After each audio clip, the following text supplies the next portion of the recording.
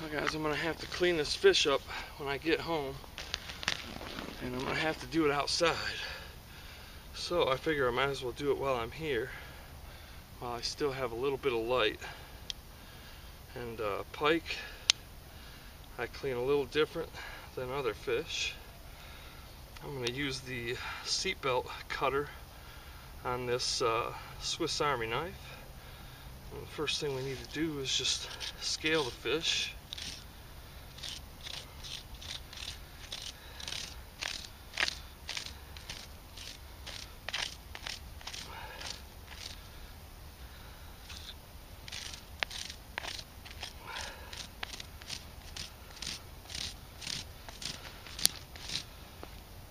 Which can take a bit of time, so I'm going to turn this off for now. Alright, well, that took a bit of time with that Swiss Army knife, actually. I think it'd work good for smaller fish, but I wanted to try that just to see. And now that we got it all scaled, just going behind the gills.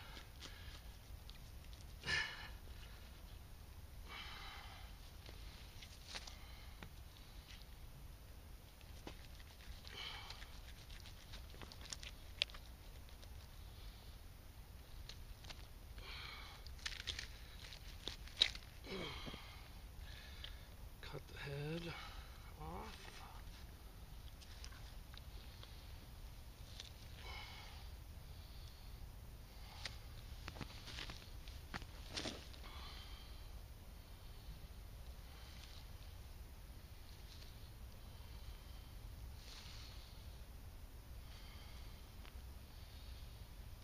And we just come up through the vent.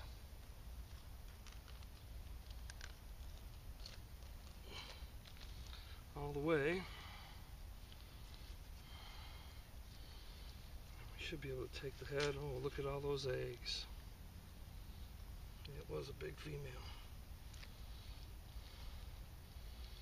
You can eat these eggs. I'm personally not gonna, because it's not that appealing to me, but you can eat them. I know it's probably getting a little dark, but I just wanted to remove those guts. And there's an important part to cleaning a pike and other fish, and that's why I wanted to show you guys this. When I get it home, I'm going to put it in the light to finish this up so you can see really good what I'm talking about. Alright, I think you guys should be able to see that a little better. This is the important part.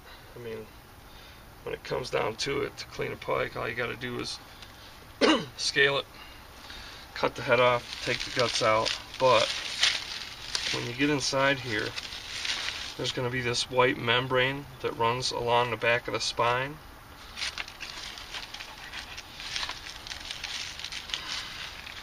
You need to open that up. And then there's another membrane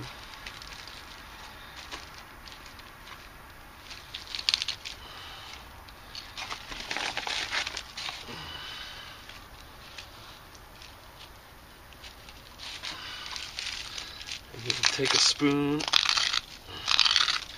or anything really and just scrape that along the spine, because there's a lot of, like, see, that's like blood and stuff in there.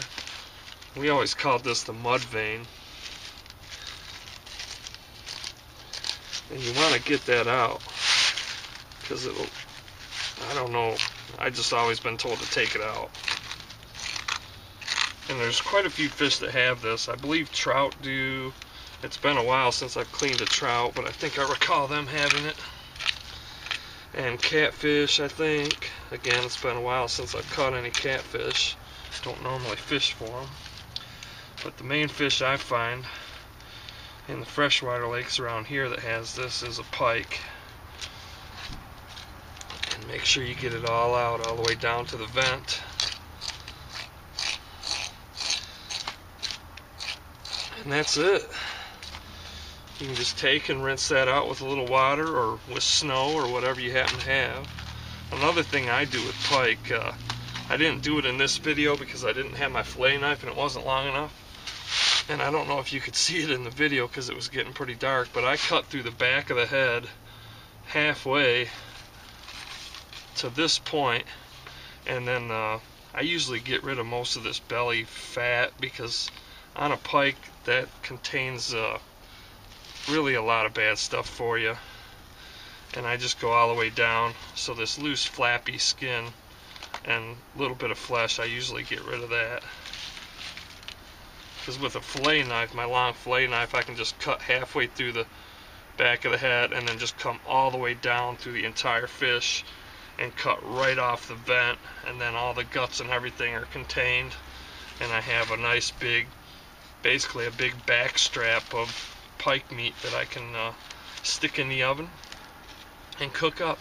And the reason I leave mine whole is because a pike has Y bones in it, and there's different methods to get those out, but I find it's just easier for me to leave the fish whole and cook it, and then once it's cooked with the whole fish intact, you can take a fork and just flake away the meat, and the Y bones and stuff usually stay in place, and you don't get any bones in your food. But that's it. That's how to clean a pike, or at least how I do it. I've been wanting to show this for a while, but it's usually dark by the time I get home, and I figured I'd just go for it this time, because if I don't, I'm never going to show it. So hopefully it showed up good enough for you to get something out of that. And like I said, the main thing is just to get that mud vein out that runs along the spine. Everything else is pretty basic and similar to any other fish. I'll test out all the different types of lighting on my camera. Low light, fluorescent light, incandescent light. But I figure I might as well show this. And you know, you can do it whatever way you want, but I do get rid of the belly fat on a fish because I know it's full of toxins, especially in fish that eat other fish. And in a pike's lifetime, it eats a lot of other fish, and they feed a lot on perch, and perch eat other fish, so they do have a lot of toxins built up in their fat. But see, I cut that vent completely off, and I go ahead and cut the belly fat off, which is a strip about that big. And I'll take this thing, fins and all, and just stick it on a broiling pan or whatever in the oven. You might sometimes will wrap it in tin foil and cook it on the grill like this, but it's really good. And pike is one of my favorite fish to eat. It's just dealing with those bones, and I find that by leaving them whole, it's for me the easiest way to deal with those bones. But it's a great tasting fish.